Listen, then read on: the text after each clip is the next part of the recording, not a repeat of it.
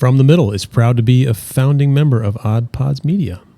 Hey, everybody, and welcome to episode number 158 of From the Middle. From the Middle is a comedy, culture, entertainment, and interview-style podcast hosted by three middle-class dudes living in the middle of America in the middle chapters of our lives with a point of view that is somewhere in the middle. If that doesn't tell you anything about what we do or who we are, we just like to have fun conversations. Sometimes we're silly. Sometimes we talk about things going on in geek culture and entertainment. And sometimes we have thoughtful conversations with inspiring guests. And today is the latter. We have Dylan Menges on the podcast, and we are excited to have a chat with him about art, design, illustration, freelancing, and his new job as creative director at BibleProject. Enjoy. Oh, for the love.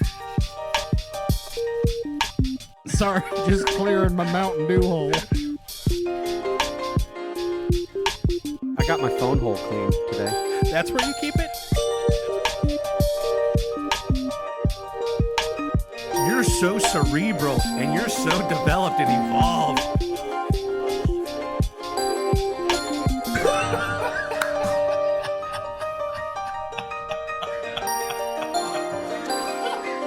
From the Middle after dark over here.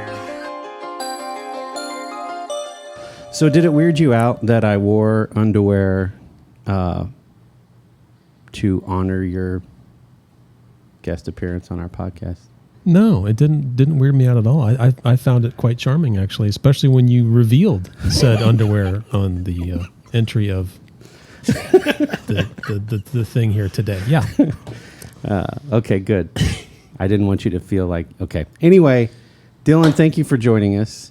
We are excited to talk to you. I've been wanting to have you on the podcast for a while to talk about any and all things. We could talk about cycling because I know you're an avid cyclist and cycling enthusiast. We could talk about art and design, whatever you want.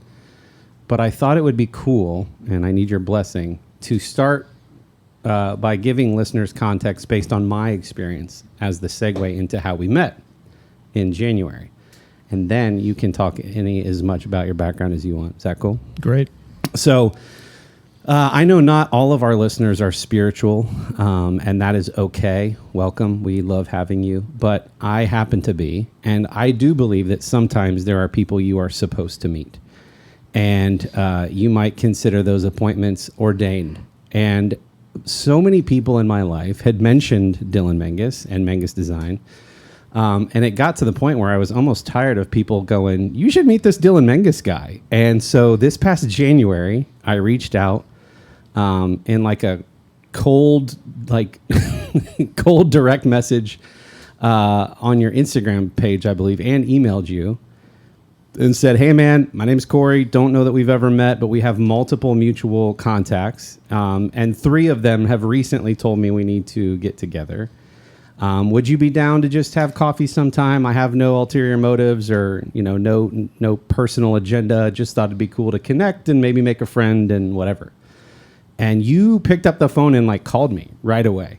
Yeah. And I was like, whoa, that's a good sign. And that led to, and Dylan has a photo, that led to what I think is a really cool conversation about at the time you were purely freelancing with Menges Design, had lived the corporate life. I was, and still am, in the corporate life and was still sort of idealizing or had this idyllic view of freelancing and having my own studio and working at a place like the Fort like you do. And you were considering maybe going back into corporate America. And so we'll pick up there, but if you could share that photo, Kendall, I'm just sitting there. We're having a coffee. I'm in this cool space that you've got set up and just thinking this conversation was supposed to happen because a lot of our stories were very similar. I think we have a lot in common in terms of our story, but the areas where we're not similar in our story are areas of things that I had wanted to explore and experience, and the things that you were considering getting back into is things that I had been doing. And so even the gaps in our stories were complementary. So I want you to sort of comment on how you viewed that time. But I just walked away thinking that was one of the most random but also cool and beautiful meetings. And I had hyped it up so much to my wife that when I got back, she goes, "How did your blind date with Dylan go?" And I said, "I think we're going to see each other again." It went really well. So what's your version of the story? Is it, am I looking back with rose-colored glasses? No, you're not. Your point about returning the call fast is a very significant one. I'm like anybody else. Somebody calls the phone as a phone call, and you think, who's this freak show? Who calls anybody anymore? I DM'd you. Why are you calling me? Right. So, so that was weird. And it was weird that I called you back so fast. Yeah. Again, truly significant. I really can't explain that. It just happened. Yeah. So I agree with you. Our conversation was really special for me. It was definitely one of those brother from another mother feelings after it was over. And as you said, a lot of interesting connections that we had, and again, a lot of things that we didn't have in common. And I'll touch on one of those. We can unpack this as we talk. But you are in a zone of work that I love doing, at least in part, over the last 6 years with Menges Design. And it was really exciting to hear how you had done that, and then you came back and shared a really deep dive on that for me, which meant a lot.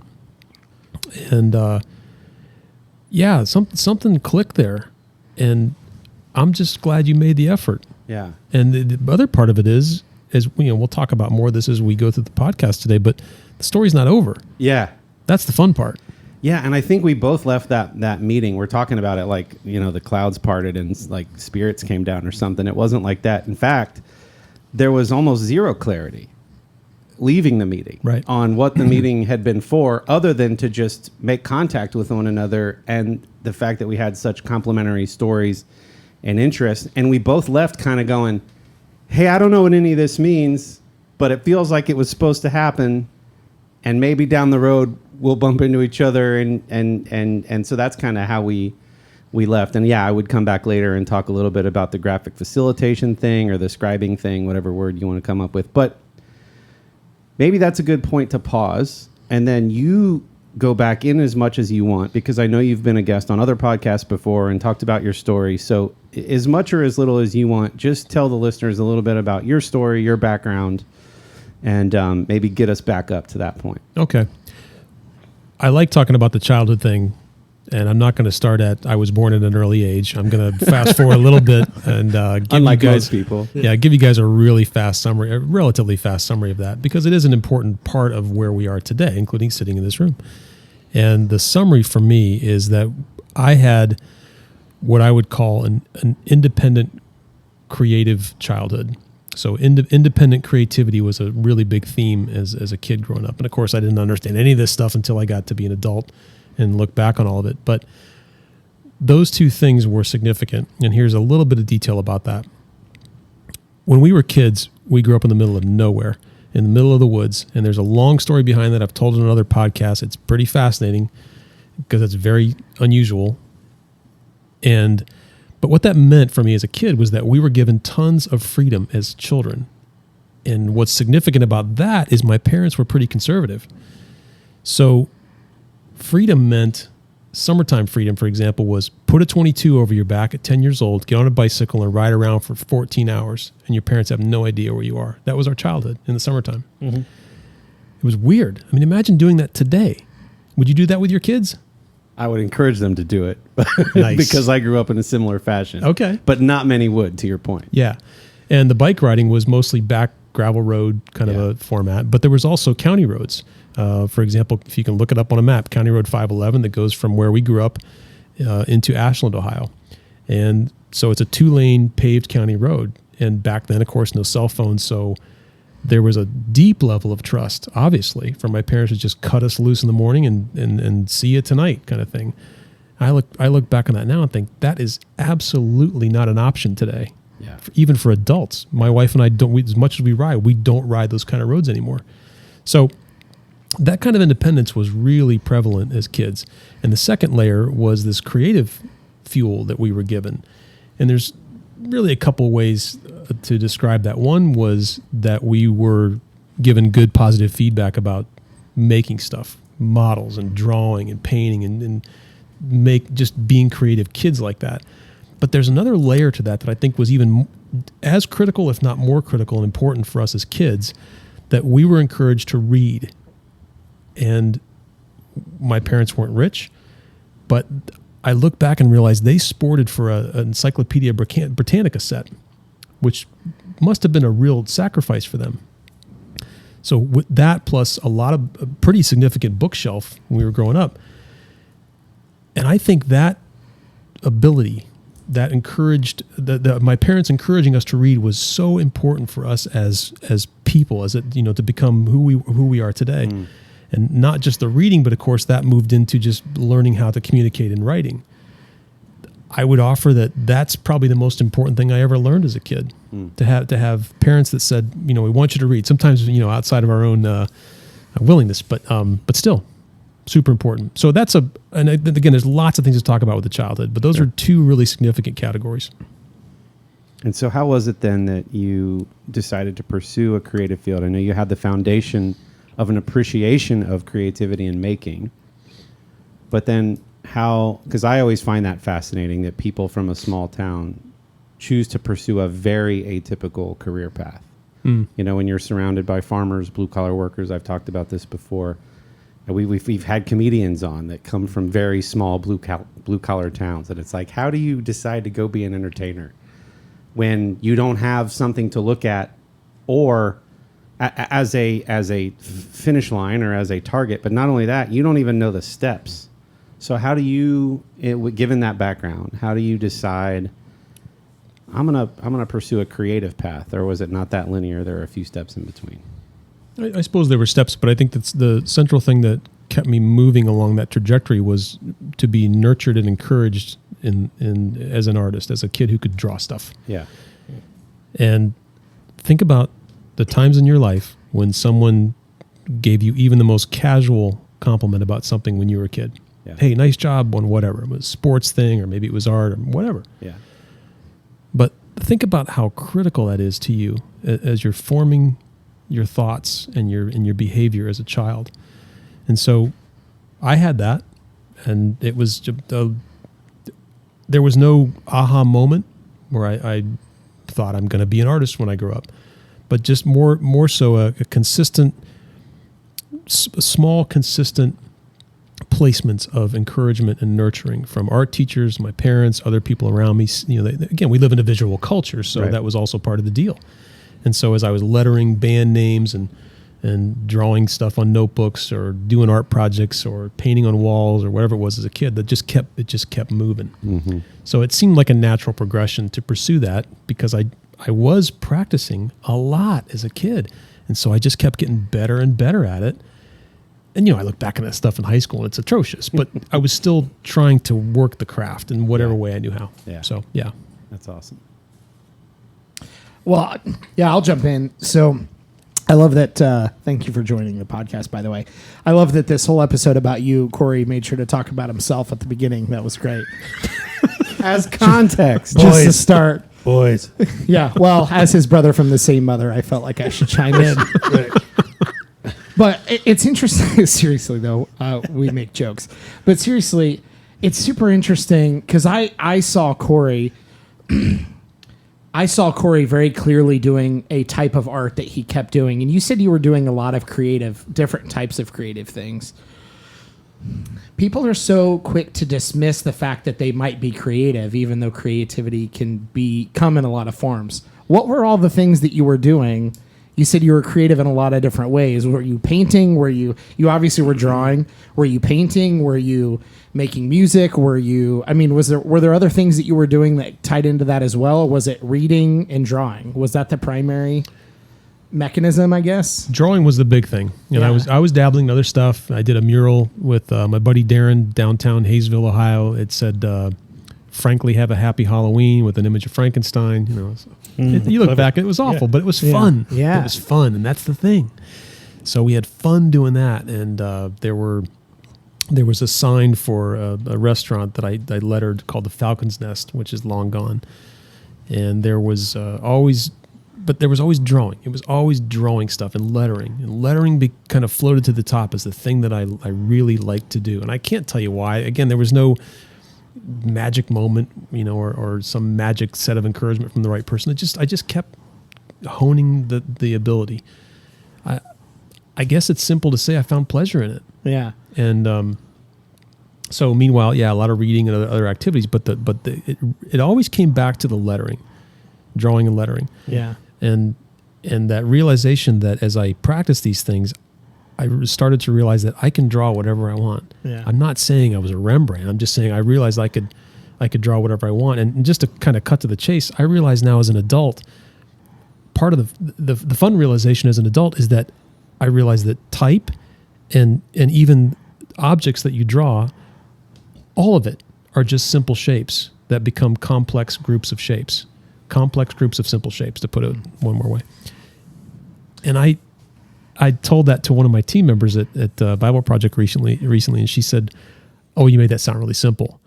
And I said, "But it is when you think about it. Your face, Dylan, is actually a series of simple shapes combined to make a more complex shape." It's the nicest thing anybody's ever said about me, for sure. Yeah.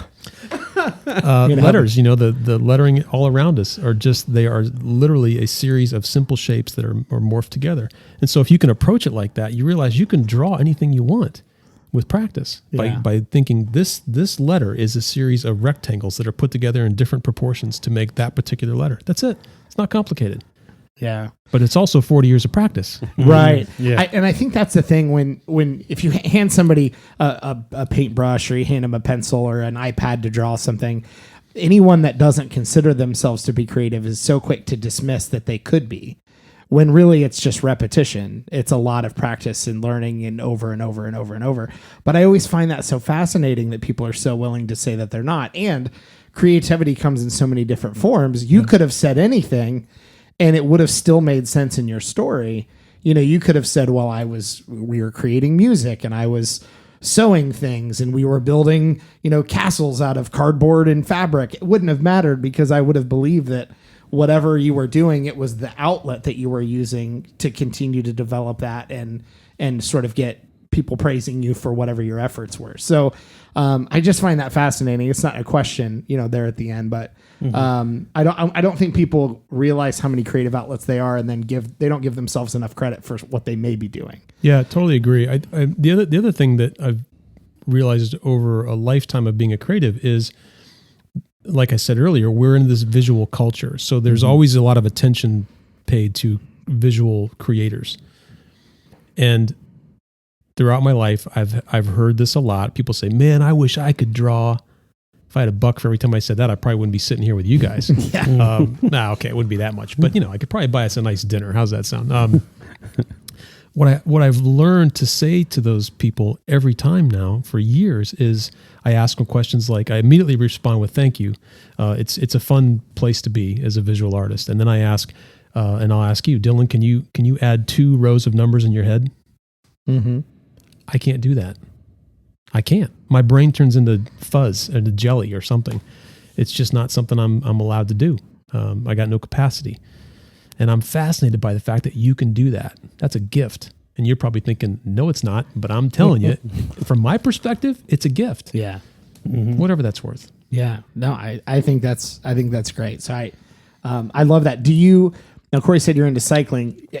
Outside of your normal professional creativity, whatever your normal projects are, do you outlet that in other ways? I mean, do you have other creative projects and things that are truly just hobbies that you do?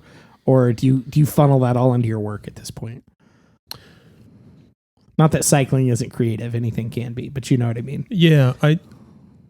Most days, last several years, I try to stick to a pretty normal schedule with the creative thing. But that said, there's 2 things going on outside of work constantly, which is my brain's always spinning. And to give you an example of that, it's often a challenge for my wife and I to take a trip with that, and for me to, during that trip, remind myself that I don't have to comment on every visual thing that I see driving down the road. But my wife has learned phrases like, "You could drive a truck between those letters." I'm like, that's my girl right there. Yeah, she's learned over the long haul that this is what I do. It's a constant visual assessment of everything around me. And sometimes, again, I have to remind myself, just stop, okay? Nobody needs to hear your comments constantly, including your wife. So that's one way it plays out beyond the work thing. And the second thing, going back to bicycling, is, for me, bicycling is one of the most pure, beautiful things on the planet. I'm not going to derail on the electric bike thing. I mean, just good old school pedaling a bicycle is often, for me, the best way that I can come up with ideas, if not just appreciate the mental space of that. It's either a space where I'm emptying my head and just in that moment in a pure, open, don't have to have an agenda kind of thing, or it's this really great spot for thinking up ideas. I feel like Corey's drawing motorcycle parallels. Well, no, I was going to ask, like, when you are on the bicycle, can you work through the problems of design? So, like, if a logo client comes to you and they say, I want this text with a padlock. I'm just making it up. It's a security company. Can you be on the bicycle and be, like, trialing an error? What if I made that letter the arched part of the padlock? Can you do that in your head while you're on the bike? Yeah, not a lot. The more often the practice on the bike is more of a writing exercise in my head. Okay, it's more of asking the what if questions, where you're going there without going to the visual part of it necessarily. But I can do the visual thing, so that by the time you get to the computer, you're almost just executing what you already worked out in your mind, as far as the questions and problems that you're solving in a design project. Yes, yeah, that's cool. And when you were talking about repetition, it reminded me of one of the posts on your Instagram page. And by the way, stop what you're doing right now and go follow Menges Design, Menges Design. You posted a picture of an S, and your caption was, "It took 40 years to draw this," and it's a black stroke on a white background.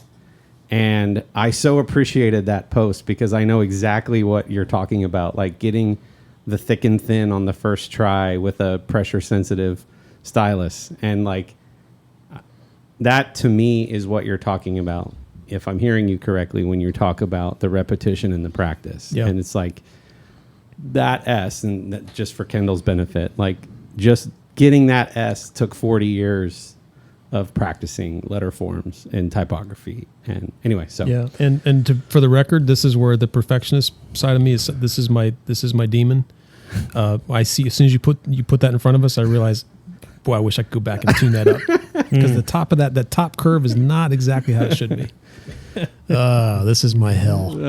So let's skip ahead a little bit, because I'm really interested in talking about, I think the last chapter, the last season of life that you've walked through and are sort of in the middle of, maybe on the other side of. I was going to say that you need to word that really carefully. Yeah, I know. Is Thanks. A really interesting one. And I think when you and I were texting about this episode, I said there's gold in these hills, because you're at a really interesting inflection point in your story. That's a better way of saying it. Yeah. So kind of speed us up from, creative background, doing things, being encouraged to do things on your own, creatively exploring the arts, having encouragement. Get us to sort of college, Menges Design, and then we'll kind of pick up. Yeah, I'll give you the fast track. I know that's a lot. No, I'll give you the fast track. Because what I want to talk about with people is what does the end of that look like? Yeah. What's the benefit? What does that mean to them? Yeah. More than just me blabbing on for all 15 minutes about this bunch of details that nobody cares about. So I'm here for it. Thanks, baby. I appreciate that. Okay. I dropped out of Ohio State before they kicked me out, and that's a true story, with lots of stories that I'm not going to get into here. And then I went off to the Marine Corps for a 4-year tour, enlisted.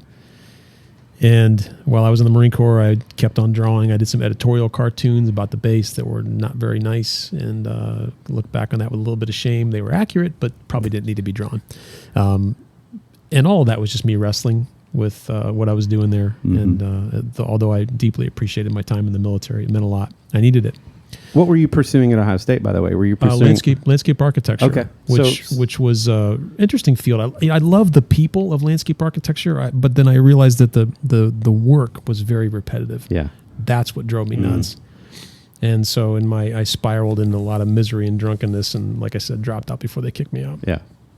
So 4 years in the Marine Corps, and then after that, I came back to Ohio and went to CCAD, finally completed a degree, which was pretty much from scratch because nothing carried over from Ohio State, because why would it, with those dismal grades.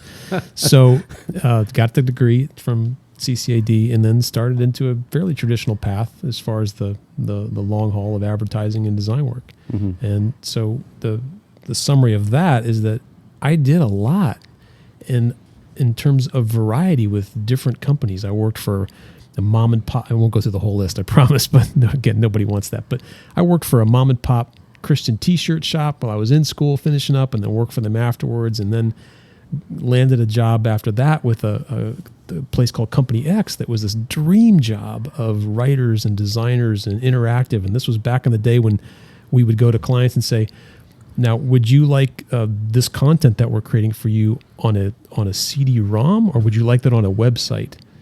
And then the conversation would go to, what do you mean a website? Yeah, that's how long ago that was. Wow. How would I get it?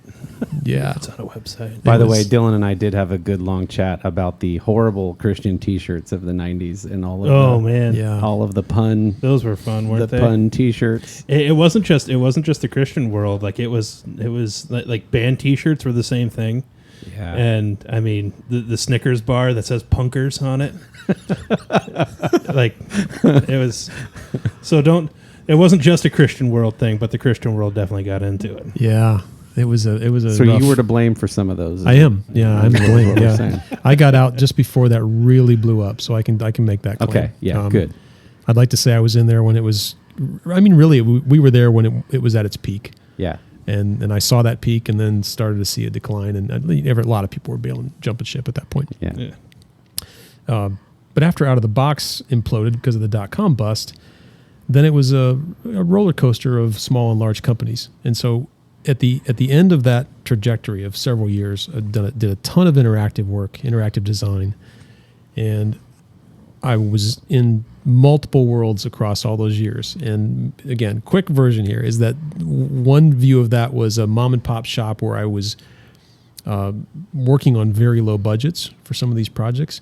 And then the opposite extreme of that, where I was in giant pharma agency land, where I was managing the scope for a particular project, but the scopes were so massive that I never had to look at the scope because it didn't matter. We just burned through time, and I want to choose my words carefully here, but all to say that the scopes were massive, and six-figure budgets for logo design that would take 6 or 7 or 8 months. I was, like you just did. I was head shaking through some of these projects. Like, you got to be kidding me! But here we were. So all to say, I know what the extremes were across that career, and I know a lot of what happened in the middle too, where they were smaller, or mid-sized agencies and things. So I had a really nice range. Yeah. And then that leads to you saying, I'm going to start my own shop. I'm going to start my own thing. Yeah, I got a little tired of being a creative manager in terms of in meetings all day long and not making anything, because I knew at the core of who I was a guy who made stuff. Yeah. Even though I'd done that very traditional trajectory. So that's where Menges Design started back in 2015. And it was a good run. And to be clear, the run's not over. Menges Design hasn't gone anywhere. We just reduced it to a pet project. Yeah. And so I still have an office. I've moved it, actually, since you were there last, I moved into a smaller space. And but to back up a step, there was a branding studio, still is a branding studio, and that was the core of what I did. And again, very much an extreme, a studio of essentially one person, me, and then whatever part-time contractor help I needed to bring in for particular projects. Right. That was the core of that business for about 6 years. But you were back to making, and you had, prior to that, you had, moved up more corporate ranks, but were, taking your hands off of the making wheel. And Very so much. you wanted to get back, and from what you told me in our previous conversation, that was born out of a desire to I want to get back to getting my hands dirty and meeting with clients and having a direct impact on their projects and their identity design and stuff like that, which is kind of where I had, before we met, where I had seen you And you were one of those people. There's like 3 or 5 of them that like everything they do, I love. Like CC80 buddies that like everything they do. I appreciate their design. I see the decision making behind the artwork. I go, I know why they did that. That was an intentional choice to do that. Like, and so I appreciated that about your work with Menges Design right away. And you can scroll through your Instagram and just see that so clearly. Just the intentionality and the thoughtfulness behind the designs and the marks that you create. It's not just like slapping a house on a realty company design or slapping a cross on a church brand. It's like so much more thoughtful than that. And like excellence doesn't even seem like a fitting word. Like it's very clear that you have a very high bar for the work that you do and create. And so I think this is a great time to take a quick break and hear a word from some of our friends in the Odd Pods Media Network, but we'll be right back with Dylan Menges.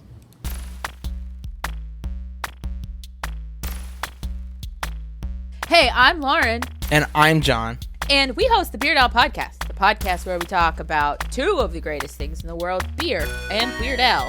And a lot of other things. We're funny. Yeah, that's basically what I told him to say. Good job with your script. Listened. Yay!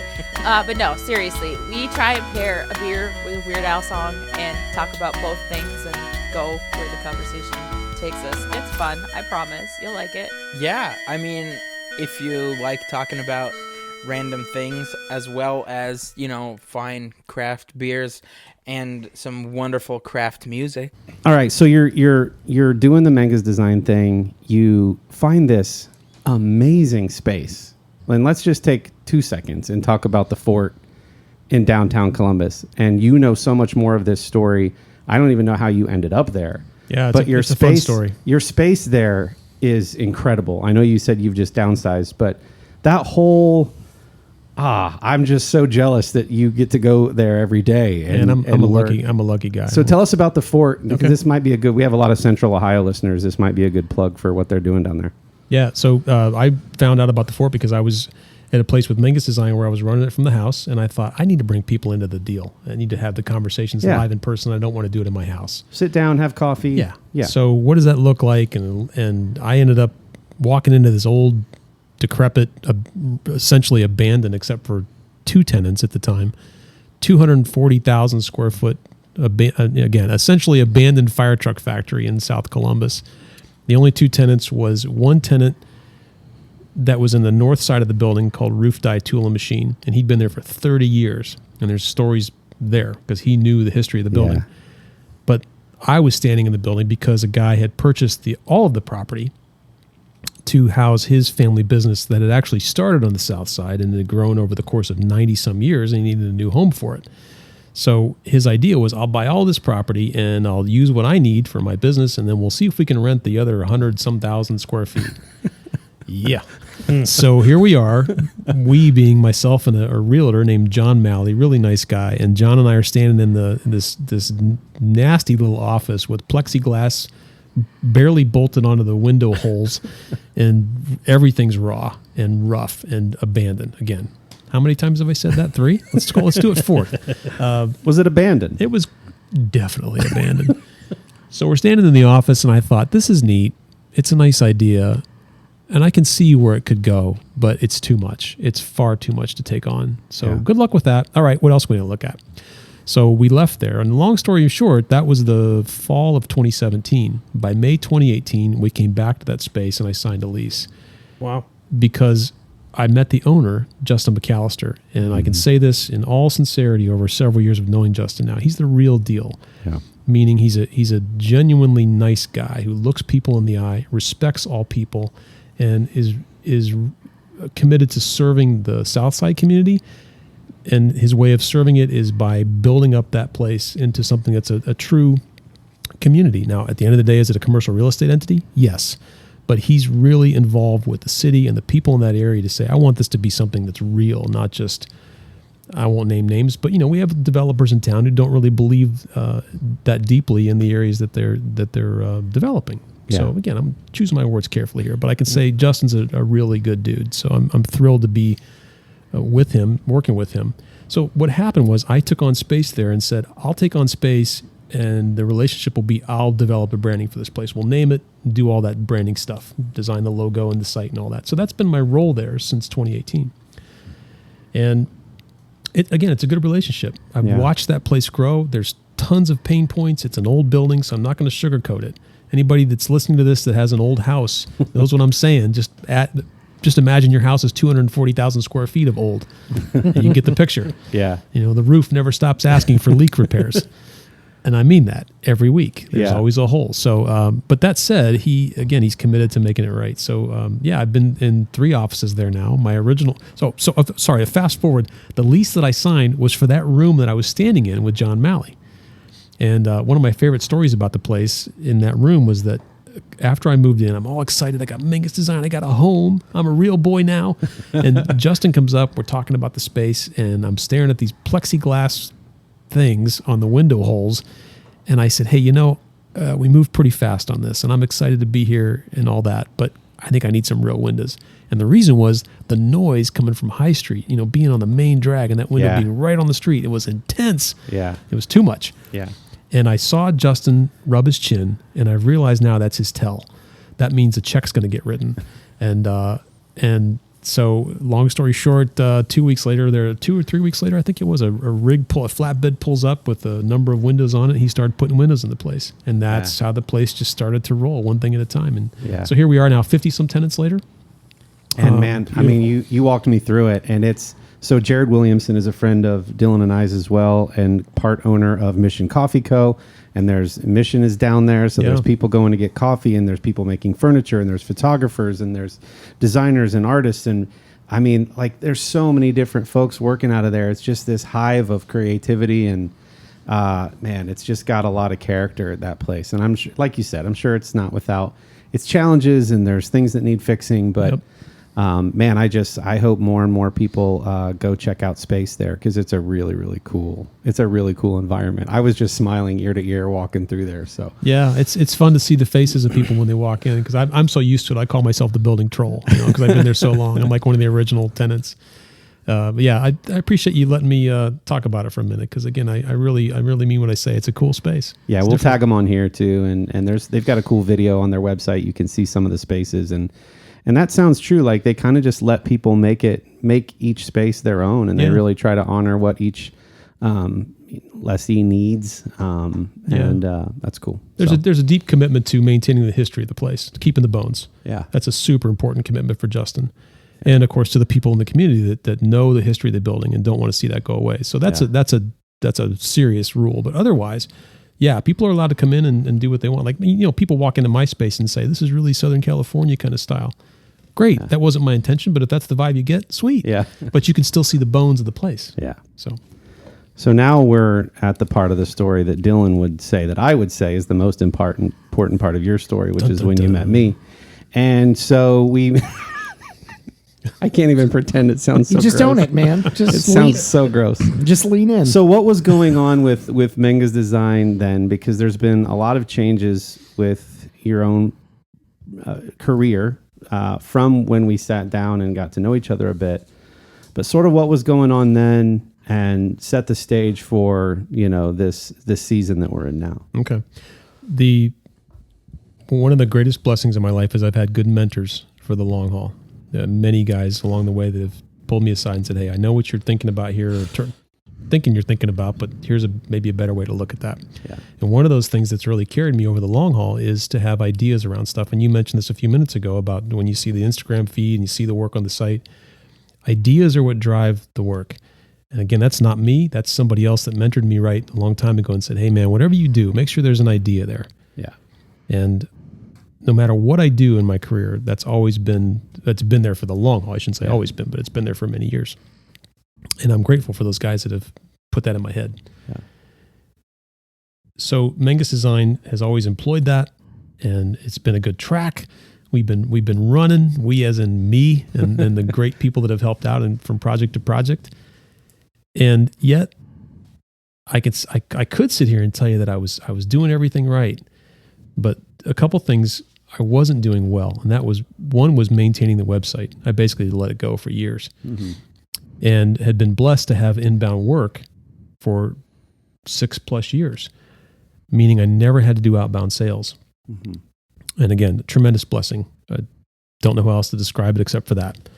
So I decided late last year that I needed to start making some changes. Number one, redo the website. So I went on a sabbatical of sorts and redid the website, and then came back to Ohio and started working on that list of who do I want to sell to. And I, again, had never done that, which is nuts. But I went out and started thinking, who am I going to go out to and say, love what you're doing, architecture firm or whoever, and I want to work with you. Here's my direct plea. So I started down that road. That was the second thing I did. The third thing I started doing was I started thinking about, meditating and praying about, crazy as that sounds. Hang on, guys. We're not going to talk about, go nuts on the Jesus track here, but just stay with me. I started praying about it. I'm like, okay, what do I do about the work that I'm going to pursue in the next year or two? What does that look like? Who do I really want to work for? So it was really an extension of the second tactic, right? Who am I going to approach? And I looked back on some of the projects that I'd worked on in the last few years and realized that there were some gospel-centered stuff, some churchy type stuff that were really good experiences. And here I got to stop and tell you a quick backstory. I had a really good experience with the Christian T-shirt company, even though it went into parody land. We all know what happened there, how rough that got.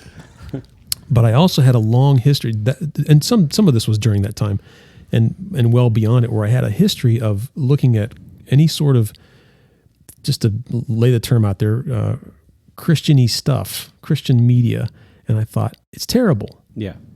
And what I thought was terrible was that a couple things. There was often a lack of quality, and I really struggled to understand why. And I don't have a snappy answer for that, but that was a consistent thread. And then I also had direct feedback where people, when I was approaching some of these places and we talk about projects and they'd have no budget, and I'd say, well, is it possible that you could find a budget for that? And the answer was always in the vein of, well, it's a ministry, so we don't have a budget. And I always thought, well, that's odd, because, bear with me, my opinion, I always thought you've got this incredible message, and I'm down with the message, but you also are trying to tell this message to a world that is well-funded. Yeah. And so you're going to have to, play with the rest of the world here and find money to, these things aren't free necessarily. Right. So I struggled with that for a long time. And that's one of the reasons that I never pursued this kind of work after a certain point. I'm like, I'm done. I'm not going to try to fight that fight. So I'll just go take on commercial clients, secular clients, and do my thing. I'm tempted to go down the track of like a lot of Christian content and how I'm thinking of the movie studios, for example. Yep. Like great stories, but the production value of some of these Christian films is so cringy that people don't even give it a fair shot. Yeah, why would they? But I have to go back because I know for a fact I'm going to send this episode out to a lot of creative types and freelancers, and I want to go back to what you were saying about where you found yourself with Menges Design. So your own website, even though you were doing content creation and branding and identity work for others, it's like the cobbler's kids who have no shoes, right? Mm-hmm. Your own website was lacking from a story and look and feel perspective. So that's a huge and very common thing for creatives. Their own stuff, their own portfolio. If you're a musician, you don't have stuff, updated sounds, tracks on your website, right? Yep. So you recognize that. Great. Took some time. I know you went to Hawaii to do that. So not a bad sabbatical. We have a mutual love for Hawaii as well. Then you came back and did some of that, like, who's my target customer? Like we call it the story brand type stuff, mm-hmm. like working on who am I? Who am I telling the market I am? Who do I want to pursue in terms of what does the ideal client look like, so that I can work backwards from the problems they're trying to solve and make sure that my branding, look, feel, story, ideas fit the target customer that I'm after. Exactly. And then the third layer is, and now there's a guy upstairs who I believe sets my path, and so I'm going to make sure that I'm aligned with what he wants me to do as well. So I think there's tremendous wisdom and nuggets in there, and I didn't want you to be able to just gloss over that, because I think those were three really big, awesome things that, even though Menges Design is now a pet project, still helped you personally get to the place you needed to get to do what you're doing now. Yeah, right. The fact that I never pursued sales, was that actually part of the whole plan? I don't know. And I've wrestled with that too. I've been very fortunate that in my own freelance career, I've never had to take out an ad, actively knock on doors. I've just been so blessed by the word of mouth of clients. Yep. My own, I don't even have a website. So much of my business comes from my dang Facebook page. And I too have never had to go out there and like sell myself. But then I think the flip side of that coin is, well, what if I would have? Like, Right. What if I did have a website that like I could have probably done some of those goal things by now? So it's like that dangerous comfort zone where you're like, I'm kind of well fed. I've got the day job and the freelance thing. I'm not really hurting, but am I missing out on some projects, some clients, some opportunities because I'm like comfortably numb? Yeah.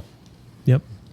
Man, I just think that's good stuff. Sorry. Yeah, it's to go back to that. If I had pursued sales in a smarter way for the better part of 6 years, I might have been successful at that, to the point where I wouldn't have been in the place that I was last fall, in sitting in my office, frustrated, and thinking, I've got to change something. Yeah. I can't keep doing it like this. Yeah. And to be clear, work was starting to slow down. Yeah. That was a big motivator. Yeah. And I thought, what's going on? Yeah. You know, I've had this good track. So I'm grateful that I got to that point where I was frustrated, and I'm grateful to realize that I was able to examine what was behind me and where I was, and realize, okay, Dylan, you're falling short. Just be honest about it, man. Have the integrity to say you're not doing this as best as you could. That led me into the path of, okay, so what do I change? What needs to happen next? Do I fold this thing? If not, then what do I do to keep it moving? That's such a real moment. I think it's worth emphasizing.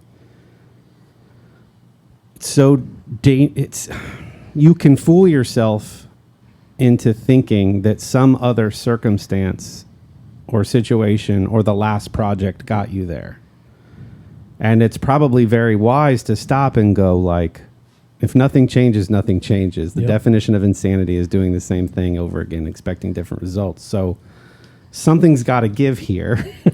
And that's when your openness to other business models, other opportunities, other career paths heightened. Yeah. Because you could say, just buckle down twice as hard, doing the same thing, but I don't think that would have gotten you to where you are now. Yeah. And it was that. So again, to track back to those three things, got the website tuned up. Yeah. And with that, to add a note to that, I was, this is embarrassing to say, but I'm going to say it. I don't mind admitting that I'm stupid sometimes. All the positioning that I push clients to do for all those years, I'd never really done it for Menges Design. Yeah. Not really. And I hate to even say that, but that's the truth. And so part of the deal in Hawaii was not to make a prettier looking website, but more importantly to say, who am I as a business, as a designer and as a business? What sets me apart? Yeah. So it's not just ideas, but it's differentiation. Those two things together are the magic of what I do, if I can claim to be doing any sort of magic or something that's special. Yeah. And I would offer that if anybody's struggling with what they're doing, those two things are worth considering. Are you willing to do the hard work of finding ideas for the work? I don't mean good looking design. That's just good looking design. But is there an idea behind it? And two, are you the differentiation. Are you willing to say what sets me apart? What sets my client apart? So anyway, those are the reason people don't do it, because it's hard work. That's really hard to That's go. it. What is my unique value proposition to the market? Yeah. What do I offer that somebody else doesn't? Yep. You have to be really honest about the marketplace.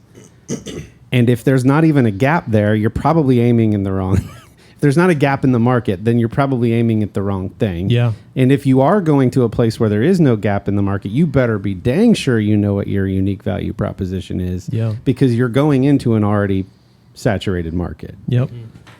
So for me, it was the thing I came up with is that giant word that you can see on my website at Menges.design. It's the word uncommon. I realized that's the thing. Yeah. That's what sets me apart. And I can, make a more fancy, longer answer to that about what sets me apart as a designer. But the core thing is that the stuff that I do is a little different than most. Yeah. So I like the word weird better, but it's not quite as inviting. Yeah. So I thought uncommon. So anyway, I got all that stuff done, and then I started down that list. But it was that third component that I didn't have any control over. Mm-hmm. All I was doing was just saying, "Hey God, I don't, I'm an idiot and I'm pretty dense and a little hard to reach and often quite rebellious. However, I do have a request. I wouldn't mind doing work that was a little more focused on what you have to say because, as broken as I am and as stupid as I am, I still think it's true." So the way that played out was I found out, funny how this works, I found out that a couple students of mine were employed by this thing called BibleProject, which I was already a fan of, huge fan. And I thought, man, if I could draw for somebody, I thought this for years, if I could draw for anybody, it'd be those guys. Because I love the drawings they do, those animated videos, so cool. And the second company that I had a lot of admiration for was the Dallas, I forget his last name, the guy that does The Chosen. Oh, yeah. So if folks haven't heard of that, it's basically the biggest crowd-funded Christian series. And I'm happy to say it doesn't suck.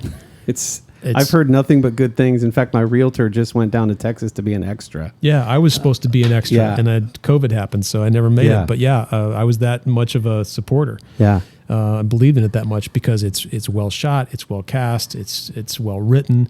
Because these guys have to write dialogue that kind of facilitates in between scriptural things. Yeah, no small task. Yeah, to keep it accurate and keep it real. Yeah. Tough. So anyway, they pull it all off. So anyway, here's these two companies, BibleProject and The Chosen, I really admire. And to be honest, the only two companies I look at from the Christian media standpoint that have, this is kind of rough, but the only ones I have any respect for. Yeah. That's the truth. Yeah. I know there's other good ones out there. I just haven't made the time to explore. Those are my two. So these two students are there, and I find out there's a UX job coming out of BibleProject. And I talked to this third guy that's kind of in their user experience team. for you. Yeah, user experience. And I'd done that for years, but I realized immediately when I saw the job posting that this wasn't me anymore. I'm not doing that kind of work with Menges Design with the kind of intention and consistency that I had many years ago. So I immediately replied and said, "Guys, thank you so much. I'd love to do this, but I'm just not your dude. Somebody younger, faster, cheaper is going to pull this off for you. Thank you very much. Would love to work for you someday. Goodbye." And it was a real slump for me the second I got off that call because I thought, man, that's it. Okay, well, I got my answer. Yeah. The answer was no. And I fell into a real hard funk for a couple of weeks because, again, no new work's coming in. Got this fancy pants new website all prettied up. Nobody's calling. I'm feeling like a loser. But it's that classic moment, like my buddy Darren says. He goes, if you think about God's timeline, he goes, it's always slower than ours. Yeah. And I always try to remember that when I'm feeling impatient, which is, every day. So, so long story short, all of a sudden, being about a month later, a creative director position pops up, and I thought, you got to be kidding me. And then I immediately thought after that, well, that's not going to happen. The immediate doubt of that's impossible. Yeah. I'll never get that. Wow, but that'd be cool. And then I thought, well, I might as well apply. I mean, and this is a tenet of mine of many years. It's like, the worst they can say is no. But if you don't apply, woulda, coulda, shoulda. Yeah. So get to it and get an answer either way. So I applied, and I went through a 3-week, pretty intense interview process. They're very thorough, as I would hope they would be, as a company I respect, as a company I look at and go, their standards are stupid high, which is exactly where I want them to be. And for lots of other reasons, I admire these guys. And so when the interview process got long, I thought, yep, makes sense. Yeah. So roughly 3 weeks interview process.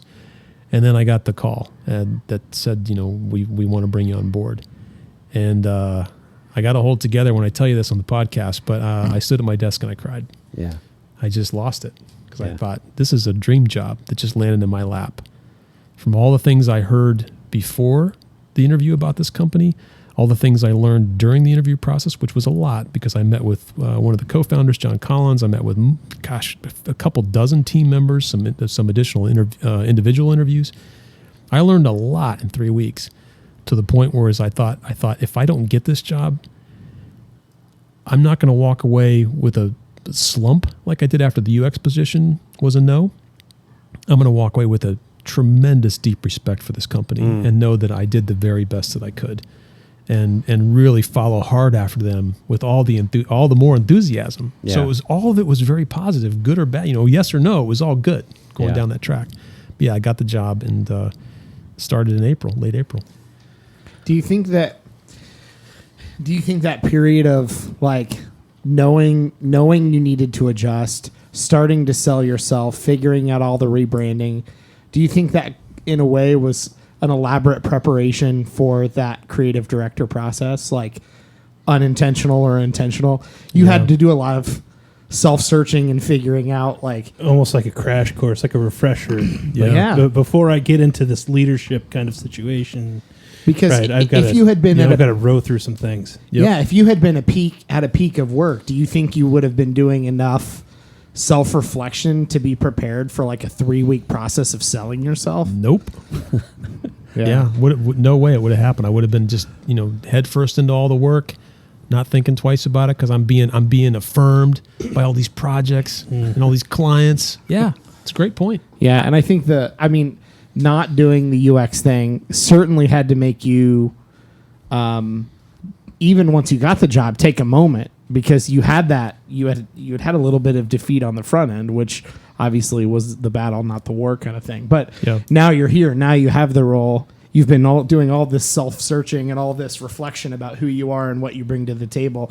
That had to feel like a honing, like you were really now truly ready, for that type of position. Not that you wouldn't have been anyways. Experience can take you a long way, but I think especially that kind of emotional period before had to have some positive effect there. Yeah, and so what happened immediately after that? It did. And so what happened immediately after that was this crushing sensation of, oh crap, Menges Design is going to shut down. We're done. I mean, really, for everything it had been growing to be and was trying to make it to be up to that point, was all of a sudden, dude, you got this job. This is a full-time gig, working remotely for the business in Portland. I mean, it's a global company, but the core company is in Portland. So it was this. I feel like an idiot even saying this, but this is me. This is as much as I can sit here and say, oh, I process everything. Sometimes I process nothing. Ask my wife. I'm a terrible planner. And I really had never thought through, okay, so what happens if you get the job? Yeah. Well, there's so much good stuff here. And I know I keep slowing us down at these pivotal moments, but first of all, if people don't know the Bible Project, not only are they one of the foremost animation kind of design firms in the Christian space, but when I was getting into the arena of graphic facilitation and the live illustrations that come to life over a voiceover, I was looking at some of the foremost studios doing this type of work. This is 8 years ago. And that's when I stumbled upon BibleProject because their stuff was so good.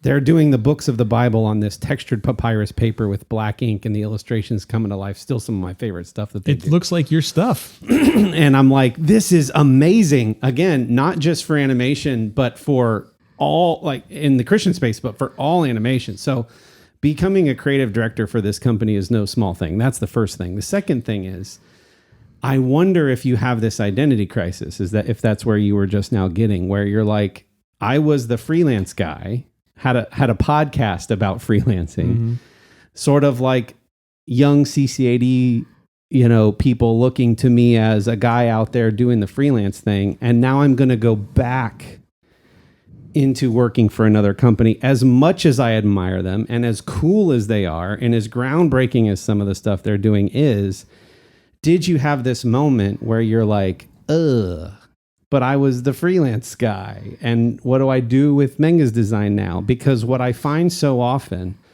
with a lot of my artists and creative friends is that there's this dualistic thinking that going off on your own and being a freelancer, that is the pure and the good and the awesome and the to be admired. And then working for the man is equivalent to selling out and is bad, and you've let your creative soul die to go make money. And I don't think that either of those are true. I think it's a yes and thing. And that's coming from someone who's been doing both for a long time. So I I will call that out. I've been having a steady income from a corporate job and freelancing on this side, and never the two shall mix.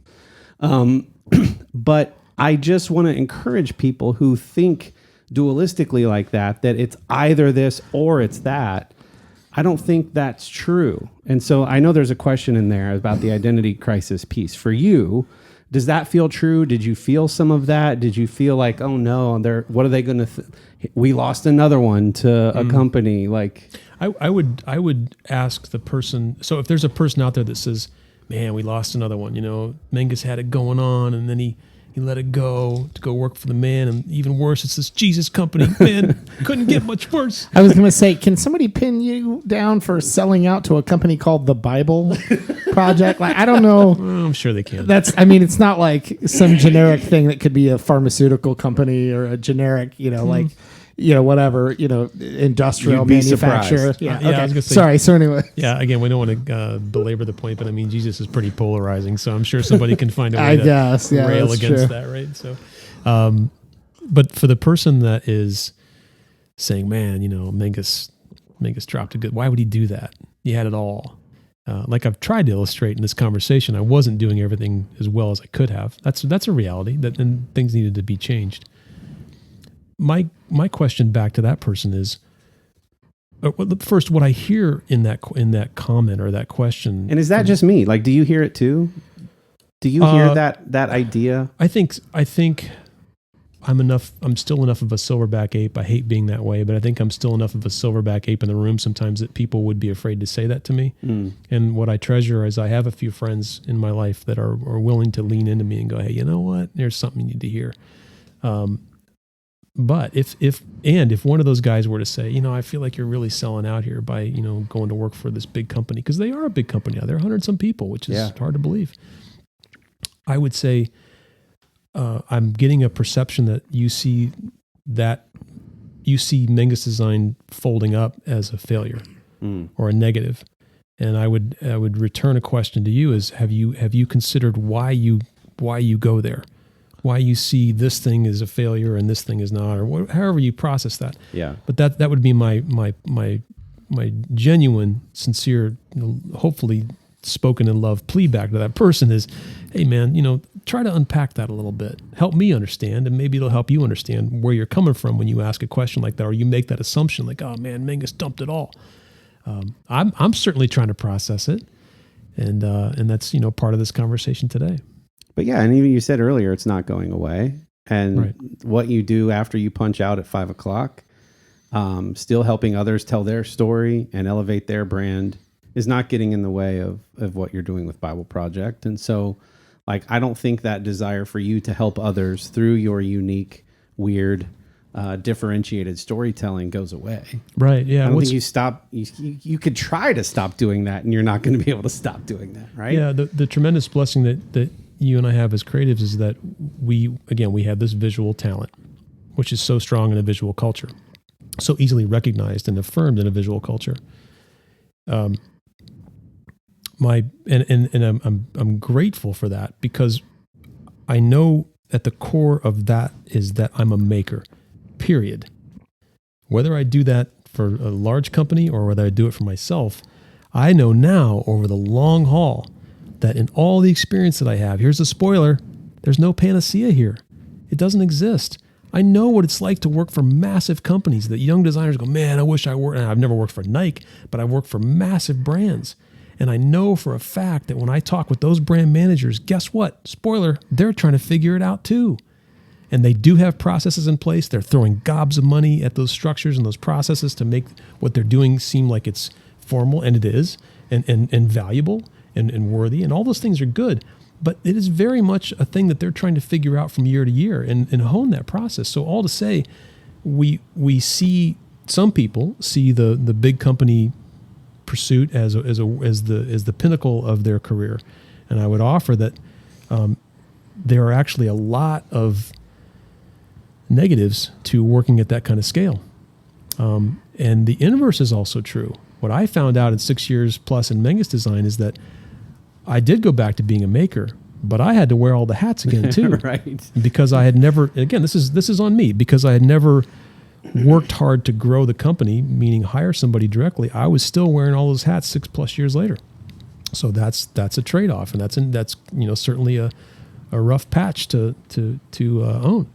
So again, all to say, there is no ideal scenario, but what I know from all those things is that through all of them, I am a guy who loves to create and make stuff. Yeah. I know this in my core, and I'm grateful because I know a lot of people that don't understand what that thing is that they do best. Yeah. So again, can't say it enough. I'm grateful to know that and pursue that no matter who it's for. Yeah. And no matter how I do it. And I was guilty of that when you and I met, that sort of grass is greener thing, because I was still freelancing. I've been freelancing since I was 15.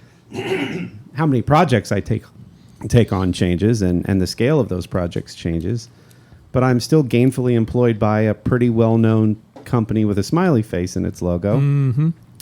And so I wasn't worried about, I had the peace of mind of knowing that a certain amount of income was coming in, but I was still fantasizing about, man, Dylan's got this awesome space in the fort, and he's got this cool, he's painting on skateboards, and he's got these cool, and I was doing that sort of like without really knowing what was going on behind the scenes. And I think when you and I talked, you said you were kind of doing the same about me doing the graphic facilitation gig, and you're going, I'm over here and not sure how I'm going to pay for this bill, and Corey's, so there was this like, girls with straight hair want curly hair, and girls with curly hair wish they had straight hair. And it's kind of like, it was this really important, going back to where we started, it was this really important meeting to kind of each talk about lamenting where we were in some ways, celebrating the successes of where we each were in some ways, and then going like, oh, there's a lot, we need to shift in perspective.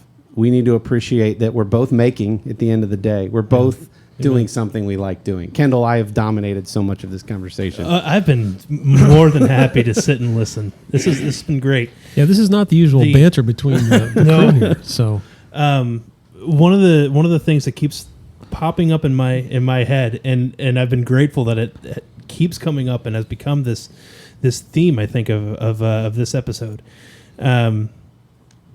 I've talked about before how sort of a new hobby maybe of mine is reading science fiction novels that I don't know anything about, and then watching the movie attached to it afterward. Reason being that I enjoy reading the novel and visualizing the world in my head, and then watching the film and seeing what someone else thought. Right? Mm-hmm. And comparing and contrasting those two things. And you've talked about having ideas and a differentiation.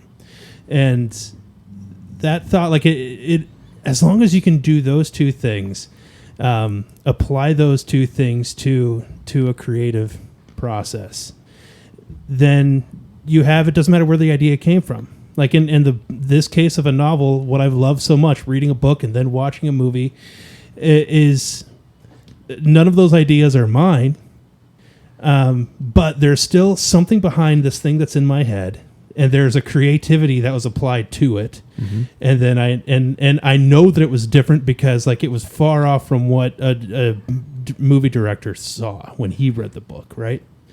And that's what I'm seeing here. That's what you guys are talking about. Like you're still doing that work, whether it's yourself just sitting down and just an idea pops into your head and you just want to like get this crazy idea out on a pad, whether it's that, or whether it's someone else saying, hey, we have this logo kind of idea, or we want a logo, we don't know what it is or whatever, but here's some thoughts and ideas.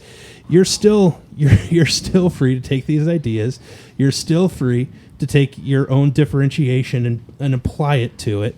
I don't see any problem with those two worlds and why they can't live in harmony. Think about what you just said, though. You described a sequence where you're reading the book and then you're watching the movie adaptation of that book, right? Right. And in the first part of that sequence, the first thing you're doing is all you're doing is reading the words. And I love the process that you're describing, because that first part is engaging your imagination. Granted, you're taking cues from the written word, but your brain is doing a lot more activity in the first half of that sequence than it is in the second. Right. And if I can go all the way back to the childhood here, I think this is a really important point to share, is that when we were kids growing up, we didn't have any video games at all. This is how old I am. You know, I mean, we rode the dinosaur to school, and you know, it's how we roll. It's what happened. A dangly carrot out in front of his Exactly. face. Yeah. So, and my parents weren't loaded, like I mentioned, so we didn't have a ton of toys.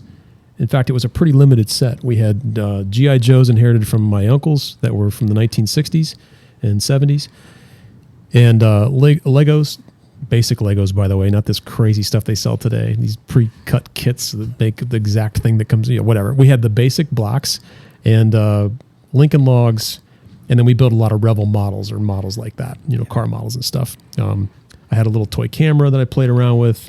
Of course, lots of drawing stuff, but a pretty limited set. The point I'm making here is that I look back now and I realize that we got to engage our imaginations because we had such limited materials to work with. And I never appreciated that until I got to be an adult. And I really got to appreciate it when I got immersed in certain games. Like when the Mad Max series got ported over to Mac. And, there's this absolutely immersive storyline. And it's beautiful, and I love the fact that it's this, what do they call it, open environment kind of a thing. Yeah, I'm not. There, let me stop and say there's a reason why I don't have a console, like a, what do they call it, Xbox and all that stuff, because I love gaming and I love that experience. And if I had one of those things, I would buy a box of man diapers and never leave the living room. That's a fact. Yeah. So don't get me wrong, I appreciate what those things are, but it also kind of makes me sad because I realize kids today don't have to engage the brain. They just step into that immersive environment, sound, storyline, visuals. I mean, everything but smell, but we're getting there. It's just a matter of time, right? Yeah. But they don't have to really engage in the way we did. And it kind of bums me out. Yeah. So, yeah. That's why I think the reading thing was so important, because your brain is on overdrive, trying to, as these pictures form in your mind as you read the words. Mm-hmm. So you're just starting at BibleProject as creative director. You've flown out, I think, once to meet the team. Yeah, a couple weeks ago. I'm such a fan of theirs too.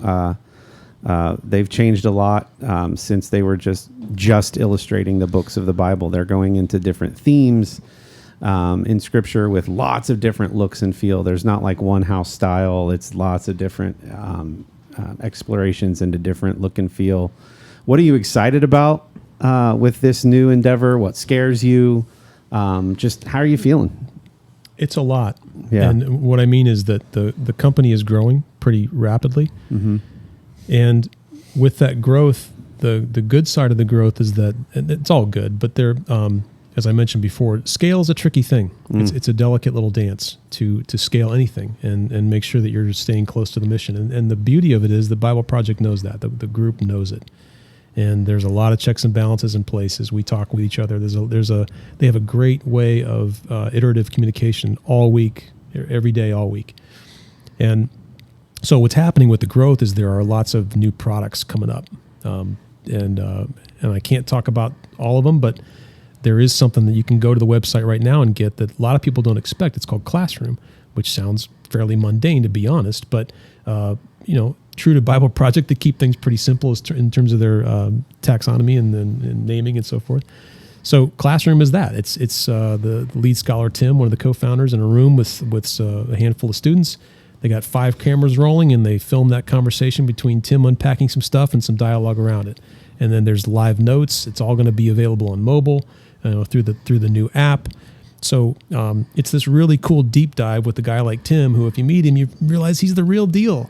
I've been with him in these company meetings and seen a real guy react to things like the Uvalde shooting. It was a powerful thing to watch, and powerful in the sense that this was, again, a real guy being real in front of a company of 100-some people.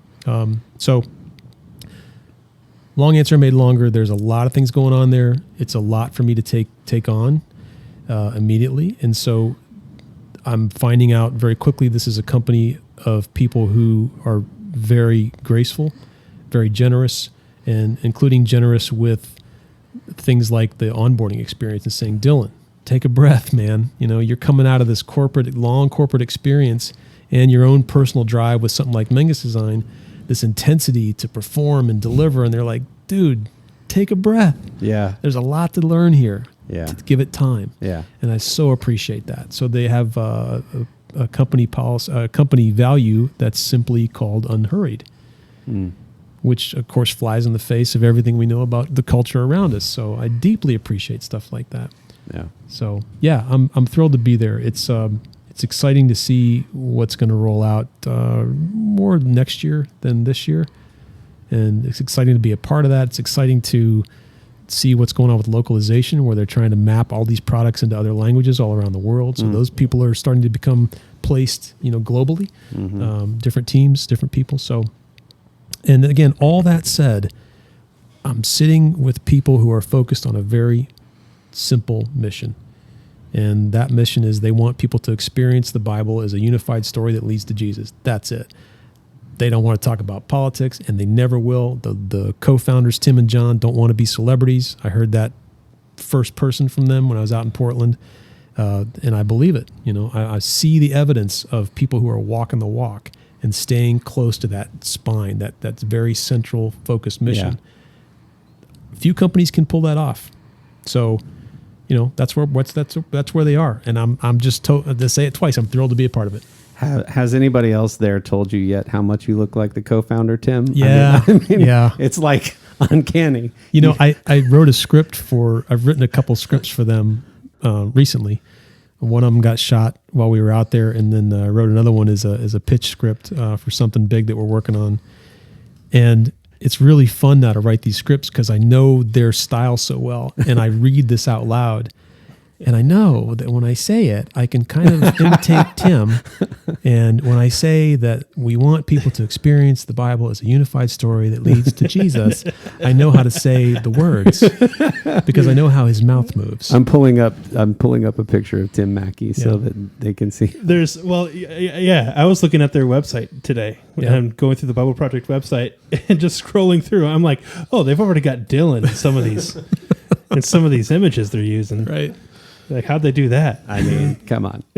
That's awesome, man. Well, I got to be a part of your story during the questioning what to do with Menges Design, applying for the UX thing, not getting it, hearing about the creative director thing, and then getting the news that you were hired. Like, that amount of time is how long I've known you. Mm-hmm. So I feel like I've gotten to know you at this really interesting inflection point, like I said earlier. And it's just been cool to see, like Dylan observed, just all that work you were doing on yourself and the value that you already bring to the world, but how to just funnel that and target that and make that more specific and precise. And as you figured out what you wanted to do in your career moving forward, how that so perfectly aligned with this opportunity with BibleProject that didn't fall in your lap. I believe success occurs when opportunity and preparedness meet. And so the opportunity may have fallen in your lap, but the preparedness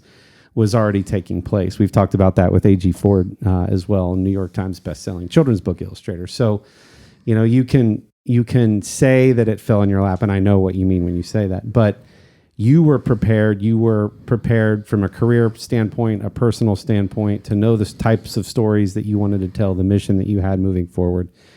And it's just really cool to see all of that coalesce and come together. And Menges Design is not dead. You're still going to keep doing that in the right nooks and crannies. And I'm excited to see where that goes as well. And stay in touch with us because we want to be a part of this journey with you and hear where things land. And we're excited to see your name on some of these BibleProject projects coming out. So yeah, thanks. It's a journey of never stop learning kind of thing. I hate the word journey, but the fact is I never want to stop learning stuff. Yeah.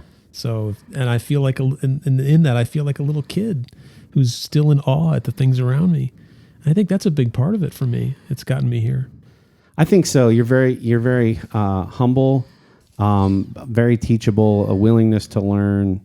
And I think all of those characteristics make for. Those are the types of people you want to work with and be with and have conversations with.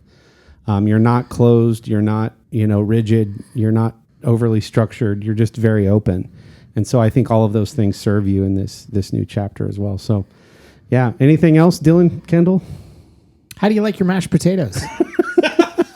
Let's be honest, man. Just lots of butter. Yeah. Okay. Nothing Skins? else. No skins? Oh, skins. Yeah, I like skins. A little. Yeah. Do you like a little garlic salt, Oh, black yeah, pepper? Yeah, a little bit. Load them up a little bit. Yeah. It's, Okay. But let's just play the question back to you. Sweet potatoes. Yeah, that's good. Are you doing marshmallows or no marshmallows? Probably no marshmallows. Okay. Yeah, I'm a Butter? little sure, always butter. Yeah, yeah. Lots of butter. Okay. I love butter. Skins? In sweet potatoes? Yeah. I don't know. I don't know if I've ever had sweet potatoes. Are you talking about on the outside or like actually? I've never had sweet potato with skins on the inside. Is that a thing? Is that what you mean? I would like to see that if it existed. But yeah, I think the outside skin can it's get a the little outs- bitter. Yeah. Yeah, with the sweet potato. I've never had it with skins on the inside, but I'd absolutely try it. Have you ever had a baked sweet potato? Yeah. And you didn't eat the skin? Well, I'm thinking like skins mixed in like with He's like thinking of a lumpy dish, mashed a casserole. potatoes, Gotcha. like something like that now. Because my head was thinking of like standard Right. potatoes and not sweet. Yes. I mean, I'll eat all of them. We could try Sure. all of them Yeah. all day. Be fun. I could have a whole Thanksgiving of just different types of potatoes prepared. I have a totally different question for you. Please. It's your birthday, and you can hire any 3 bands you want, alive or dead. Who are the 3 bands, and who's the headliner? You know, this is Start from the bottom. Start from the bottom. Anyone who knows music is going to hate me for answering this It's your question. answer, dude. It's I your know. party, okay? My party. I am going to... Michael Bublé is going to open. And then... Jeez. This isn't going to be... Gregory Porter is going to be the second act. Can I cheat a little bit? It's your party, buddy. Okay. So I'm going to say Rat Pack is going to close out, but it's going to be Sinatra and Nat King Cole specifically. Nice. I want to see those two. Again, it's going to there's- be a very fancy evening. Yeah, very there's swinging- no. it's a I love swinging that. good time. I don't know you well enough to know what your answers would be, and there's no wrong answers. Yeah. But man, Gregory Porter. Ugh. Wow. I just found him last year, and that's goosebumps when you say his name. Yeah. And I feel like having him and Nat King Cole right next to Michael Bublé and Frank Sinatra is like the same thing over Yeah. and over, but I don't care. I mean, if people haven't heard, I want to get the title right. I think the song title is "If Love Is Overrated." Have you heard that one? I'm sure I It's have. newer. I don't remember the titles. It's just one of those. It's one of those songs that will just melt you back into the chair. You just can't get up. We had an episode that was best of the 2010s. And our favorite album was one of the categories on that episode. And mine was Liquid Spirit, his album Liquid Spirit. Okay, I haven't heard that yet. So good. One of the newer songs of his that I like is Our Love. And then they remix that a bunch of times. Okay. But yeah. That is the correct title. If Love Is Overrated. If Love Is Overrated. Gregory I'm sure I've heard it, but I don't know the name. But From now the I'm album Valentine's definitely Day, going to go 2020. home and listen to it. Kendall, same question. It's your birthday. You can hire 3 bands. Who are they, and who's the headliner? So opening is going to be a band named Showbread, just because they had a very short life, but I absolutely loved them. You can look them up if you want. I think they had 3 albums in 3 years, and then they were done. SHOW. Yep. Okay. SHO, all one word, Showbread. So then they were kind of like a screamo band from the early 2000s. But I loved them. This is so random so far. I love it. Yeah. And this is, I'm going to add to the randomness just because the stories are true that a Garth Brooks show is like no other show. I don't care if you like country music. I don't care if you like mainstream country music. A Garth Brooks show is amazing.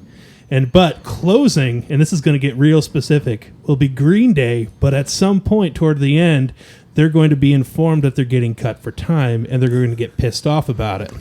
And then they're going to end the show in a Green Day kind of way. So that's my answer. I love it. Again, no wrong answers. That was again unexpected. Does that mean you get to deliver the news? They're getting cut early since it's your party? I'll have a promoter question. do that. Yeah. Okay. All right. Corey? Engelbert Humperdinck is gonna Journey's gonna open. Herb Albert and the Tijuana Brass is gonna open. Cat and Geach and the Shrimp Shack Shooters. Journey's gonna open. Teddy Swims is in the 2 spot, and then Queen is gonna close it out. Ooh. Oh, beautiful. Yeah. There it is. The Alive or Dead. Yep. That's a band I never got to see. Prince is another one I never got to see. Oh, yeah. So, Who's your 3? Yeah, you go. You know, it's funny. I always ask this question and I never have an answer queued up because I love music. I'm like a lot of people I know. There are a lot of things to say. So, what are my 3? I'd probably start with Joni Mitchell doing the old hits, just a nice mellow set to open it up. Journey with Steve Perry. Yep. And only Steve Perry in his prime. So he's not dead, but let's be honest, he's past his prime. But bring the old Steve back, and then I think Prince would be the headliner. Nice. Fun. Yeah. Zombie Prince to close it out. Too soon? That would crush. Hey man, it's been a pleasure having you. Thank you for your time. There's so many good nuggets in this hour and a half. I hope people give it a listen and take some notes and apply the things you've shared, because it's really good stuff. Thanks. And I appreciate your time. Thanks for having me. All right. Until next week. Thanks for listening. Bye.